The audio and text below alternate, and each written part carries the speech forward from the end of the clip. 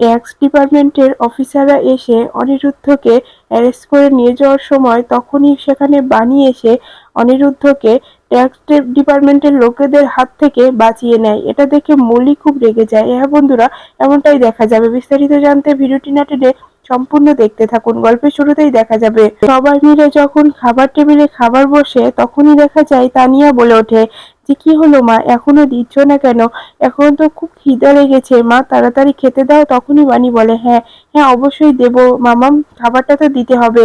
তখনই সাথী বলে ওঠে, বাণী খাবারটা কি ঈশানীকে দিয়ে এসেছো? তখনই বাণী বলে, হ্যাঁ কিন্তু একটা ভুল হয়ে গেছে, আসলে তরকারিটা তো দিয়ে আসতে ভুলে গেছি, আমি এটা দিয়ে যাচ্ছি এখনই মাসিমণি। তখনই দেখা যায় বাণী নিচে চলে আসে আর এসে দেখে যে ঈশানী মৌলিকে ডাকছে যে, মৌলি তাড়াতাড়ি নিচে নেমে এসো, তোমার জন্য আমি পুজো দিয়ে এসেছি, আর এসো তাড়াতাড়ি এসো, তোমাকে এই সুতোটা হাতে বেঁধে দিই।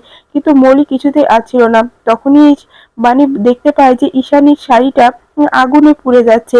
তখনই দেখা যায় বাণী দৌড়ে এসে শাড়িটা ঠিক করতেই ঈশানী মনে করে যে এটাই হলো মৌলি। তখনই বাণীর কপালে চন্দনের ফোঁটা পরিয়ে দেয়। তখনই সেটা মৌলি দেখে খুব রেগে যায় আর বলে, মম তুমি এটা কি করছো? তুমি এই মেয়েটাকে সে কেন এটা পড়ালে? এই টিপটা তুমি কেন পড়ালে? তুমি আমাকে দেখতে পাও না মম? তুমি আমার জায়গায় ওকে দিচ্ছ? মম তুমি আমাকে একদম ভালোবাসো না মম, তুমি আমাকে একটুও ভালোবাসো না, তোমাকে আমি আর মম বলবো না। তখনই দেখা যায় যে বাণী বলে, ভুল হচ্ছে, ভুল হচ্ছে মৌলি দিদিমণি, আসলে মাসিমণি তো সেরকমটা ভাবেনি, আসলে আপনাকে ভেবেই আমাকে টিপটা পরিয়ে দিয়েছে। আসলে মাসিমণির শাড়িটা এই আগুনে পুড়ে যাচ্ছিল, তো তাই আমি ঠিক করতে এসে আসলে আমিও বুঝতে পারিনি, আমার ভুল হয়ে গেছে। তখনই দেখা যায় মৌলির এই অসভ্যতামের জন্য ঈশানী বারবার মৌলিকে চুপ করা সত্ত্বেও মৌলি কিছুতেই চুপ করে না। তখনই দেখা যায় যে সাথী নিচে নেমে আসে আর বলে, কি হয়েছে এখানে এত চেঁচামেচি কিসের? বাণী কি হয়েছে? তখনই দেখা যায় ঈশানী মৌলিকে বুঝাতে থাকে, মৌলি এভাবে কিন্তু রিয়াক্ট করে না, তুমি এখন বড় হয়ে গেছো, এখন কিন্তু তুমি আর ছোটটি নেই। এরপরেই দেখা যায় চন্দনের ফোঁটাটা আবারও যখন মৌলিকে পড়াতে যায় তখন মৌলি ধাক্কা দিয়ে সবকিছু নিচে ফেলে দেয়। সেটা দেখে সাথীও খুব রেগে যায় আর বলে, মৌলি এটা কি করছো তুমি? তখনই মৌলি বলে, হ্যাঁ আন্টি, যেটা আমাকে না দিয়ে মম অন্য কাউকে দিয়েছে সেটা আমি আর কিছুতেই নিতে পারবো না। মম মম আমাকে একটু ভালোবাসে না, এই মেয়েটাকেই ভালোবাসে, এই মেয়েটা আমার কাছ থেকে সব কেড়ে নিয়েছে, তারপরে এই মেয়েটাকেই ভালোবাসে। তখনই দেখা যায় চন্দনের বাড়িটা মৌলির নিজের মা হাতে তুলে বলে যে, মা এরকম করতে নেই, বড়দের সামনে এরকম ব্যবহার করতে নেই, তুমি এটা পড়ে নাও। তখনই দেখা যায় মৌলি বলে, তুমি কে, তুমি এখানে কেন এসেছো? তখনই সেখানে ঈশানী বলে ওঠে, মৌলি এভাবে কথা বলো না, ইনি হলো তোমার নকুল কাকার স্ত্রী। তখনই দেখা যায় যে মৌলি মনে মনে বলতে থাকে, তাহলে এটাই আমার মা, আমি একে তো ছাড়বো না, আমি একে অপমান করে এখান থেকে তাড়িয়ে দেবো। এরপরে দেখা যায় যে সবাইকে ওখান থেকে অপমান করে তাড়িয়ে দেয় আর ঈশানী তখন বাণীদের সঙ্গে বাণীদের উপরে চলে আসে। তখনই মৌলি অফিসে ফোন করে আবার ম্যানেজারকে সবকিছু ঠিক করতে বলে। এরপরে যখনই বাণীরা উপরে চলে আসে তখনই দেখা যায় যে অনিরুদ্ধ বলে, বাণী তুমিও বসে যাও, আমরা সবাই আজকে একসঙ্গে খাবার খাবো। এরপরে অন্যদিকে দেখা যায় যে মৌলি অফিসে চলে আসলে তখনই ম্যানেজার মৌলির কাছে আসে আর বলে, ম্যাডাম আপনার ঠিক কাজ মতোই করে দিয়েছি, আপনি যেমনটা বলেছিলেন তেমনটাই আমি করে দিয়েছি, আপনি তারপর একবার দেখে নেবেন। তখনই মৌলি বলে, অবশ্যই দেখে নেব, আমাকে তো দেখতেই হবে। তখনই দেখা যায় ম্যানেজার বলে ওঠে, হ্যাঁ আপনি আপনার মতো করে দেখুন, কিন্তু আমি কিন্তু খুব ভয় করছে ম্যাম, যদি এই সবকিছু আমি ধরা পড়ে যাই। তখনই মৌলি বলে, এই এই চেয়ারটা কার, এই জায়গাটা কার? তখনই দেখা যায় যে ম্যানেজার বলে, সেটা আপনি, তবুও তো ভয় লাগছে। তখনই দেখা যায় যে মৌলি বলে, কোনো ভয় পাওয়ার কারণ নেই, আমি আছি, ব্যাপারটা আমি দেখে নেব, যা হবে সেটা আমি দেখব, এখন আর চিন্তা করার দরকার নেই, আমিও দেখতে চাই অনিরুদ্ধকে কে আমার হাত থেকে বাঁচাতে পারে। অনিরুদ্ধ খুব বার বেড়েছে, আমাকে রিজেক্ট করেছে না, আমি তার শাস্তি ওকে এবার বুঝিয়ে দেব।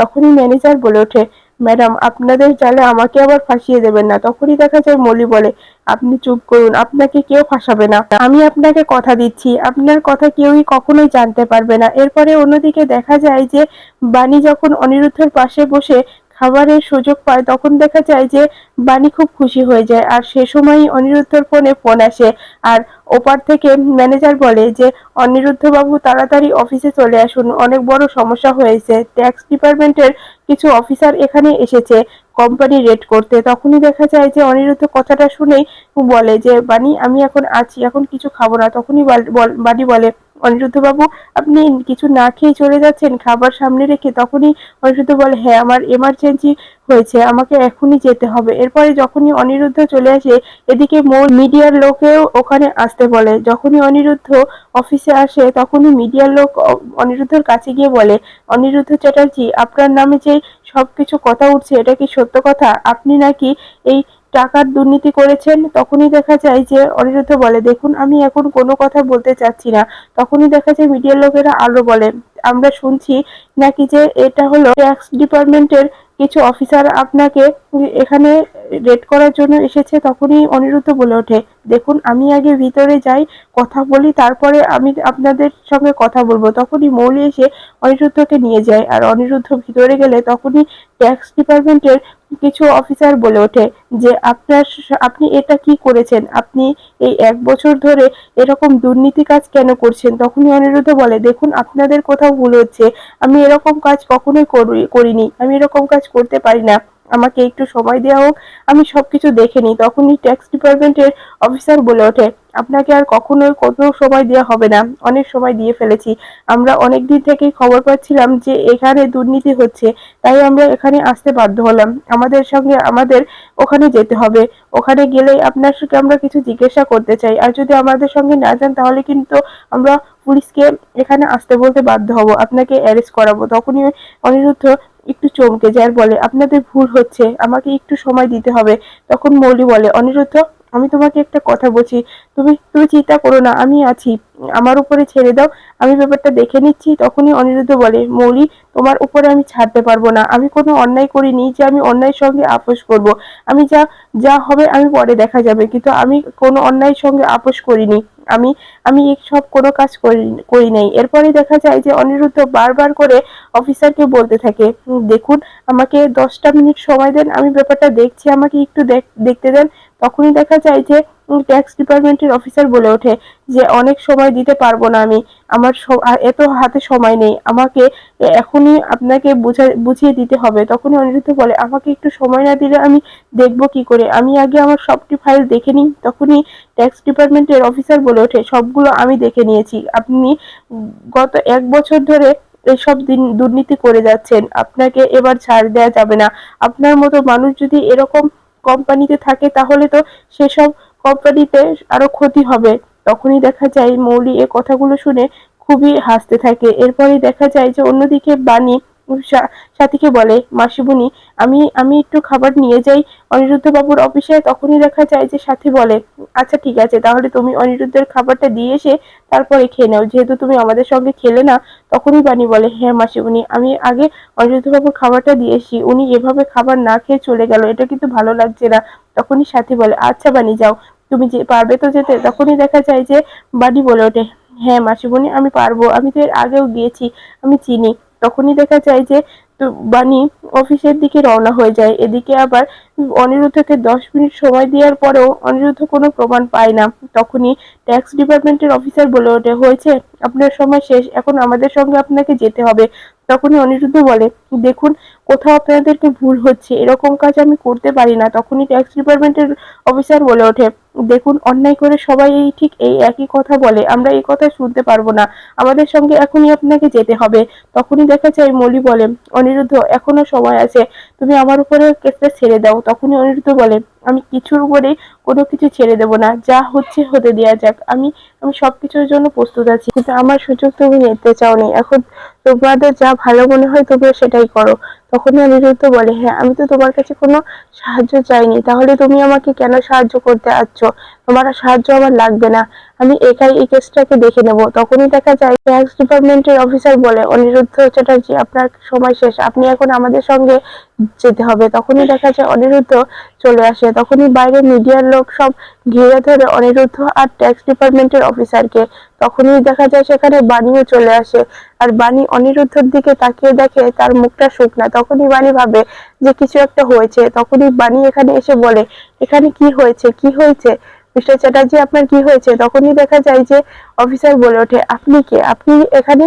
তখনই বাণী বলে, তখনই অনিরুদ্ধ বলে ওঠে, উনি আমার স্ত্রী। তখনই দেখা যায় যে ট্যাক্স ডিপার্টমেন্টের লোকেরা বলে যে হ্যাঁ ম্যাডাম, আমি আপনার স্বামীকে এখন নিয়ে যাচ্ছি জিজ্ঞাসাবাদের জন্য। আপনার স্বামীর বিরুদ্ধে এখানে কিছু অভিযোগ আছে, আপনার স্বামী এখানে কিছু দুর্নীতি করেছে, তার জন্য আমরা ওনাকে জিজ্ঞাসাবাদের জন্য নিয়ে যাচ্ছি। তখনই দেখা যায় বাণী বলে উনি এরকম কাজ করতে পারে না, আমি এটা বিশ্বাস করি না।